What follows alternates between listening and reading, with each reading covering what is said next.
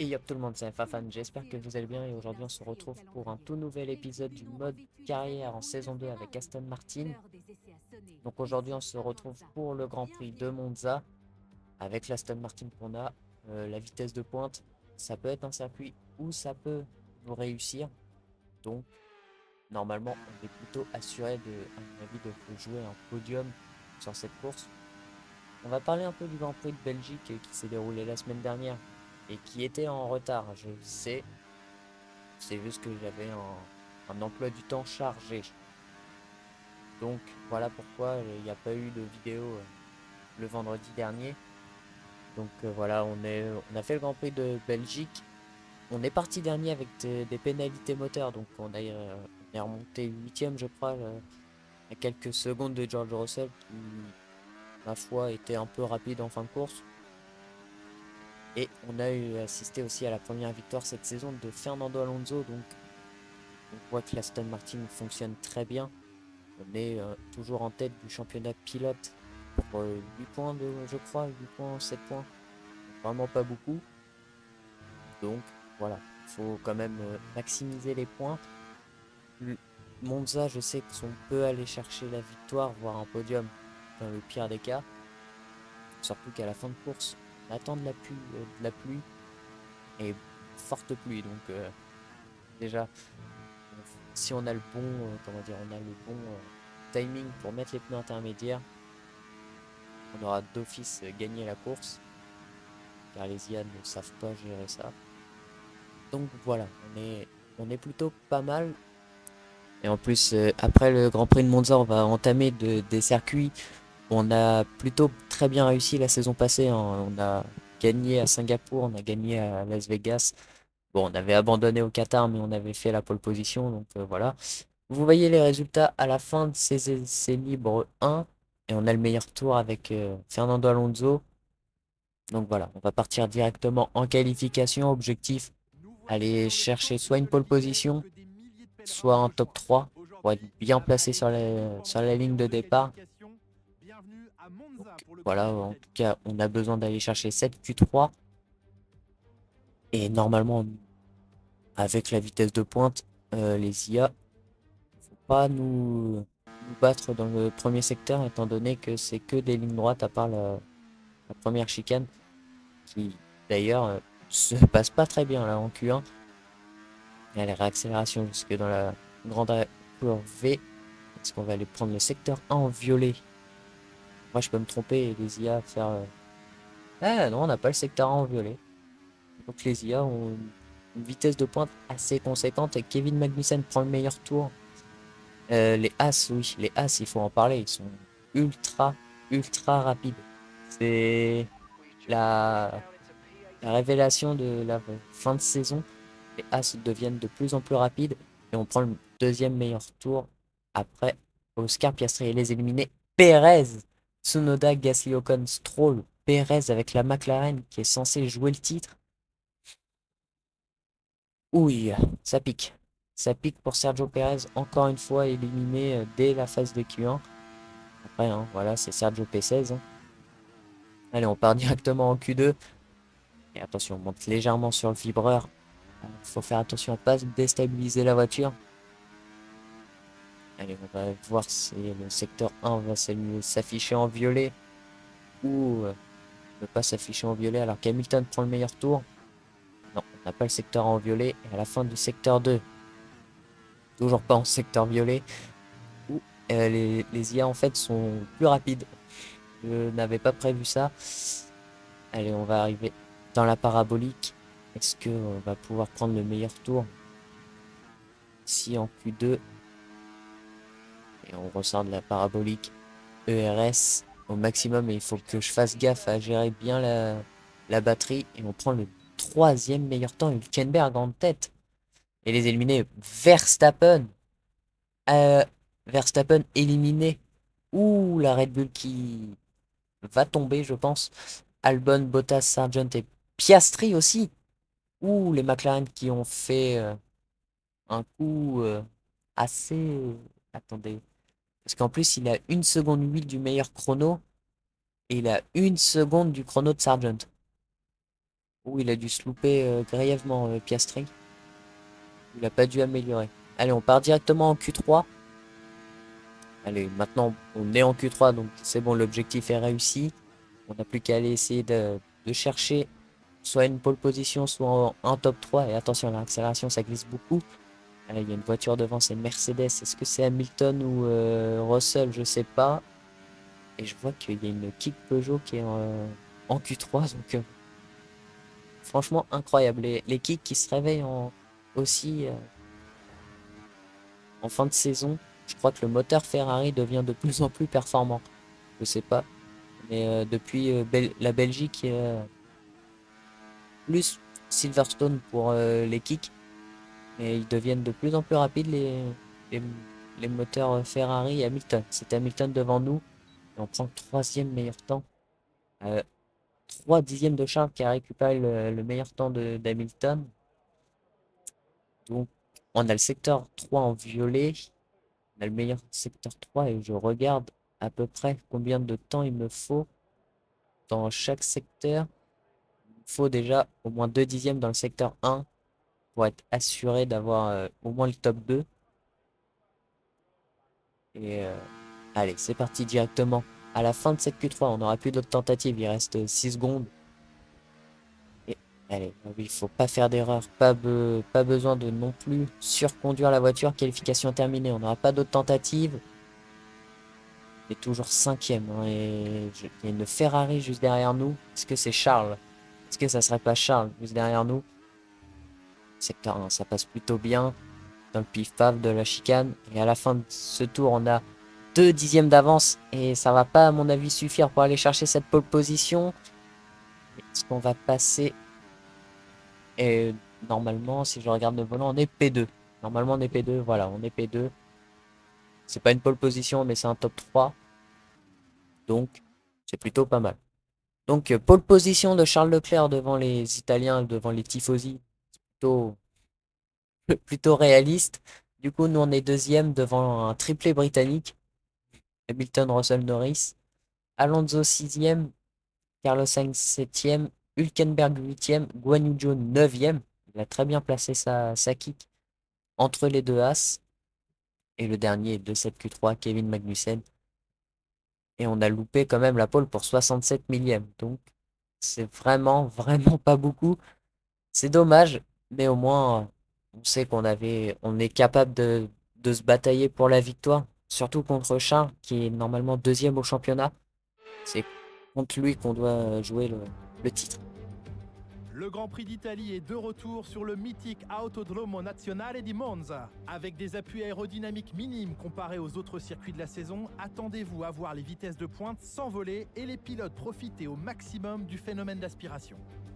Des pointes à près de 350 km/h, une vitesse moyenne de 250 km/h, aucun doute, Monza fait partie des circuits les plus rapides de la F1.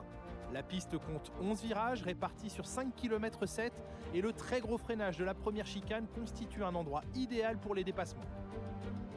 Jetons un œil à la grille de départ à quelques instants du Grand Prix. Charles Leclerc part en pole position à l'issue d'une très belle performance lors des qualifications d'hier et le rookie complète la première ligne. Et pour le reste de la grille, nous retrouvons Hamilton, Russell, Norris, Sainz, Hülkenberg, Zhou, Magnussen, Verstappen, Bottas, Sargent, Oscar Piastri, Perez, Fernando Alonso, Tsunoda, Gasly, Ocon, Stroll et Alexander Albon occupent la dernière place sur la grille. L'extinction des feux ne devrait plus tarder, il est donc temps de nous diriger vers la piste. Pour m'accompagner en cabine de commentaires, Jacques Villeneuve. Nous avons la chance d'avoir avec nous un ancien pilote de F1, champion du monde de surcroît. Jacques, racontez-nous comment ça se passe. Comment on se sent au moment de monter dans le baquet? Vous savez, Julien, il faut vous préparer avant même de prendre place dans le baquet. Vous devez avoir en tête le plan de course que vous avez établi. Vous avez regardé des vidéos des courses précédentes avant de vous mettre au volant. Vous savez exactement quoi faire si X, Y ou Z surgit devant ou derrière votre monoplace. Il est absolument essentiel d'avoir ce plan de course en mémoire avant de monter dans sa voiture. Allez, on se retrouve sur la ligne de départ et vous voyez la stratégie medium hard et à la fin, du coup, on attend la pluie.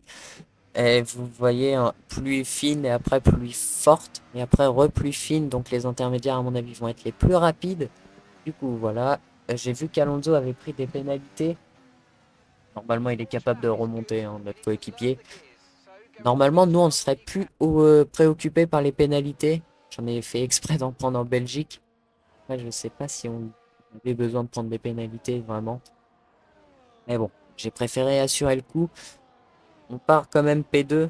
On a besoin d'aller chercher des gros points pour, comment dire, pour se sécuriser. Pour se sécuriser donc au classement pilote et constructeur. En constructeur, on a besoin aussi de marquer des gros points. Et Fernando Alonso, voilà, il est loin, quand même hors du top 10. Après, il n'est pas si loin des points, donc je m'en fais pas. Je sais qu'il est capable de remonter Alonso. Après, il a gagné la dernière fois, donc voilà.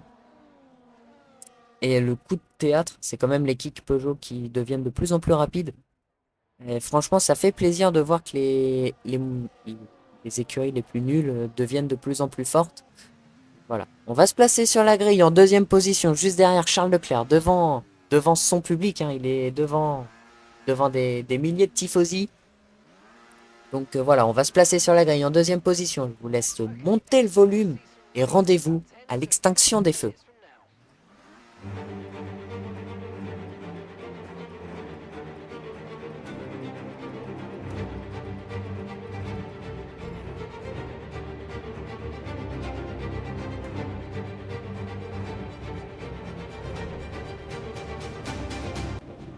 Et c'est parti pour ce Grand Prix de Monza. Et attention, beaucoup de patinage au départ. On va se faire dépasser directement par Hamilton et Russell. On est directement à 3 de front avant le premier virage. Qui va vouloir freiner plus tard? Et c'est nous, on va freiner bien plus tard. Et ça va passer directement sur Russell et Hamilton. On va repasser en deuxième position. Et à la réaccélération, on prend déjà plus d'une seconde sur Charles Leclerc. Et attention, Hamilton, Russell qui sont à 2 de front dans la grande incurvée. Qui va sortir en tête? Enfin, en tête de ce duel à la chicane, et c'est Hamilton. C'est Hamilton qui sort en tête. Et nous, on va essayer de revenir dans la zone de DRS de Charles. Alors qu'on est quand même menacé par la Mercedes de Lewis Hamilton, qui va vouloir essayer de passer, je pense. Et est-ce que voilà, il va essayer de passer, je pense, avec le RS et l'aspiration. Non, la vitesse de pointe de notre Aston Martin fait que, alors que je vois qu'il y a une kick qui est en train de se décaler et qui va perdre une position sur Hülkenberg. Dommage pour Guan Yu Zhou qui perd une position. Et nous, on est revenu dans la zone de DRS de Charles Leclerc. Et oui, avec la vitesse de pointe, c'est pas étonnant on soit revenu. Et voilà, Charles Leclerc qui mène le premier tour directement, qui a gardé la tête de ce Grand Prix. Et nous, avec l'aspiration, le DRS va être activé, enfin va être activable dès ce tour. Et normalement, voilà, on est bien revenu sur Charles. Va normalement pouvoir se batailler avec le pilote Ferrari. Et on a déjà réussi à sortir Hamilton de la zone de DRS. Ouh, c'est important le DRS ici à Monza. Si vous ne l'avez plus, c'est compliqué d'essayer de remonter. C'est pour ça que j'ai tout donné. Vous voyez la batterie quand même, comment elle est vide. J'ai tout donné pour essayer de rattraper Leclerc et on va revoir les départs. On va revoir les départs. Surtout le départ catastrophique que j'ai fait, hein. Beaucoup de patinage. Obligé de défendre sur Hamilton et sur Russell. Et le petit frein tardif qui m'a permis de passer. Et voilà, voilà, tout le monde était à 2 de front derrière. Oh, le, le bouchon. On va revoir le départ de Charles, qui est très très correct. Ouais, quand même beaucoup de patinage. Mais il a réussi à mettre beaucoup d'impulsion directement. Et ouais, voir. Ouais, j'ai freiné très tard, mais c'est passé. C'est correctement passé. On va revoir notre départ. On va revoir comment j'ai freiné. Déjà, vous voyez, je passe très vite les vitesses pour essayer d'éviter le patinage. Mais non, ça continue de patiner. C'est un peu dommage. On voit les deux Mercedes. J'ai cru qu'on allait partir au tas, hein. Je vais pas vous mentir. Là, quand j'ai freiné plus tard, j'ai vu que ça allait passer. Donc, j'ai lâché les freins. On va revoir le départ de George Russell. partait juste derrière nous, qui a dû se décaler directement pour se mettre à notre hauteur. Et il a freiné vraiment au panneau 100. Moi, j'ai essayé de freiner aux 85 mètres à peu près. Et c'est passé, la petite bataille avec son coéquipier juste après. On va revoir le départ de Guan Yu Zhou, qui a un magnifique casque. J'adore le casque de Guan Yu Zhou. Et très bon départ. Très bon départ de la kick Peugeot. Est-ce qu'il a voulu tenter à l'intérieur sur une as? Il le fait. Par l'extérieur, normalement, ça réussit. Voilà, normalement, ça repasse. Il a réussi à enrouler. On revoit le départ d'Oscar Piastri, qui part très, très, très loin. Oh, désolé si j'ai un peu baillé. Ouais, le mauvais départ, je trouve, d'Oscar Piastri, qui aurait pu partir mieux que d'habitude il le fait. Voilà, c'est comme ça que c'est Verstappen ou Norris juste devant. Non, c'était Verstappen et nous on attaque, on va essayer directement d'attaquer Charles Leclerc. Et non, j'ai préféré rester derrière lui. Vaut mieux profiter de son DRS que d'essayer de passer. Voilà, on récupère un peu de batterie juste derrière pour permettre de pouvoir créer un gap juste après l'avoir dépassé. Vous voyez, quand même la vitesse de pointe, elle est quand même conséquente chez la Ferrari. À voir parce que maintenant on va arriver sur des circuits où la vitesse de pointe va compter et au 4e tour on va directement s'attacher, dépasser Charles Leclerc parce que par l'extérieur ça va passer, on récupère l'intérieur et on ferme la porte à Charles Leclerc et ça passe. On récupère la tête du Grand Prix au 4e tour. On est en tête du Grand Prix de Monza. Allez, est-ce qu'il va vouloir retenter Charles Leclerc au freinage? Non, il va rester derrière. Et nous, on a réussi à dépasser les 3 secondes d'avance sur Lando Norris. Russell s'est totalement effondré. Il y a une grosse bataille juste derrière. Je pense, parce que vu comment ils perdent du temps, et à la fin du 4e tour, Leclerc a réussi à me passer avant Ascari. Donc voilà. Et normalement, on récupère le DRS dans la longue ligne droite. Ça va passer, je pense, pour Charles, enfin pour nous. Charles Leclerc va nous voir tout de suite se faire dépasser. Allez, DRS activé dès maintenant. Et allez, 353 km/h. La vitesse de pente de cette Aston Martin qui est incroyable. Et on a eu du mal. Attention, blocage de roue. Oh, attention, et ça passe sur Charles Leclerc. Et à la fin du 5e tour, Leclerc a réussi à repasser avant Ascari. Il passe souvent là, Charles Leclerc. Et là, on va récupérer le DRS. Encore une fois, et là, on est bien plus proche que tout à l'heure. DRS activé. Est-ce qu'on va se décaler? Oui, on va se décaler avant même le freinage sur Charles Leclerc et on récupère la tête de ce Grand Prix. Si on peut faire ça à chaque tour et au 7e tour, on est derrière Charles Leclerc maintenant. Est-ce qu'on va pouvoir le dépasser après ou avant Ascari? Ça peut être une bonne option alors que... Oh, attention, une légère glissade dans le premier Lesmo. Faut pas non plus faire ça trop longtemps. Ouais, il nous met quand même une grosse distance Charles Leclerc. Ouh, attention, on va pas tarder à sortir de la zone de DRS. Oui, attention, on a un problème moteur. Oh, la boîte de vitesse qui va nous lâcher. On va abandonner au 7e tour. Non, non, non, non, c'était pas ça. On va perdre... Oh, on va perdre gros, là. On va perdre gros au championnat. Oh, j'espère que Charles Leclerc va abandonner aussi. Oh non, la casse moteur qui va ruiner. On n'aura même pas fait 7 tours. On n'aura pas fini le 7e tour. Le désastre. Le désastre. On a tout perdu là.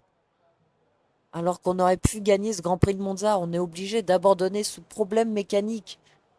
La mécanique va nous faire défaut. Leclerc passe sous le drapeau à Damian vainqueur. C'est le roi Charles aujourd'hui. Aujourd'hui, c'est avant tout une belle victoire collective, Julien. Évidemment, c'est encore plus agréable quand ça se passe à domicile. Le boulot a été fait sur la piste, mais aussi dans les stands.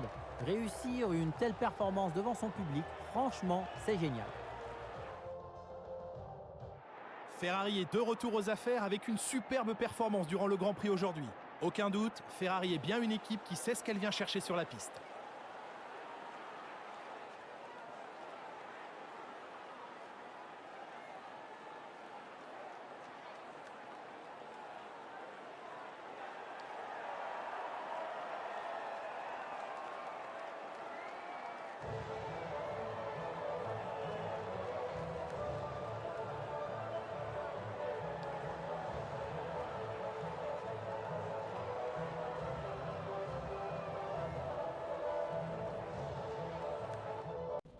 Et non, Charles Leclerc n'aura pas abandonné. Il a remporté ce Grand Prix devant les deux Mercedes. Hülkenberg avec le meilleur tour. Franchement, la Haas qui devient de plus en plus rapide et qui est du coup à la place du con à la 4e place. Lando Norris 5e, qui a pas gagné de place ni perdu. Kevin Magnussen 6e devant Verstappen 7e. Alonso est remonté de la 15e à la 8e position. Il marque au moins 4 petits points pour Aston Martin. Piastri 9e. Carlos Sainz 10e. Perez 11. 12 Guanyu Zhou.